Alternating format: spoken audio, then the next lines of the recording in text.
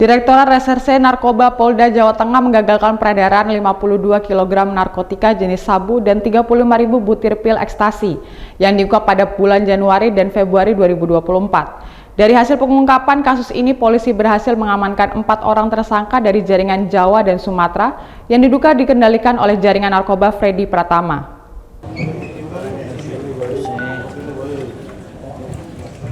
Direktorat Reserse Narkoba Ditres Narkoba Polda Jawa Tengah menyita sebanyak 52 kg narkotika jenis sabu dan 35.000 butir pil ekstasi.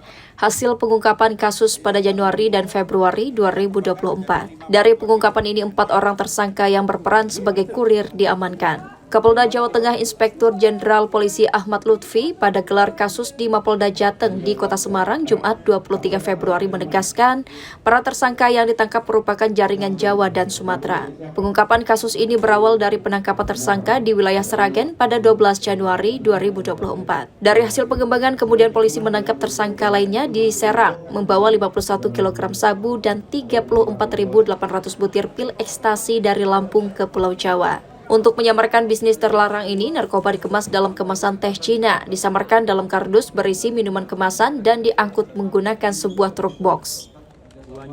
Modus operandinya adalah dikemas dalam bentuk paket yang disamarkan dengan mobil box yang seakan-akan dia jualan roti.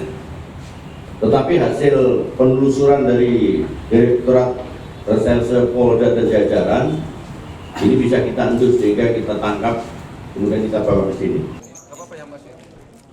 Melihat modus operandi dan cara pengemasan narkoba, polisi menduga jaringan ini dikendalikan oleh jaringan narkoba Freddy Pratama. Dalam bertransaksi mereka menggunakan pola sistem sel terputus, yakni antara bandar besar, kurir, dan pembeli tidak saling bertemu. Bahkan tidak saling mengenal, mereka hanya berkomunikasi melalui telepon. Dan ini juga pengembangan itu kemudian sama yang diungkap oleh Bareskrim dan Polda Lampung dengan jaringan Freddy Pratama. Kemudian sistem komunikasinya juga sama, sehingga kami mengidentifikasi bahwa ini adalah masih jaringan Freddy Pratama. Keempat tersangka dijerat dengan Undang-Undang Nomor 35 Tahun 2009 tentang narkotika dengan hukuman maksimal 20 tahun pidana penjara. Dalam pengungkapan ini, polisi juga melakukan penyelidikan adanya potensi tindak pidana pencucian uang atau TPPU dari bisnis narkoba ini. Dari Kota Semarang, Jawa Tengah, Suryo Wicaksono, Kantor Berita Antara, mewartakan.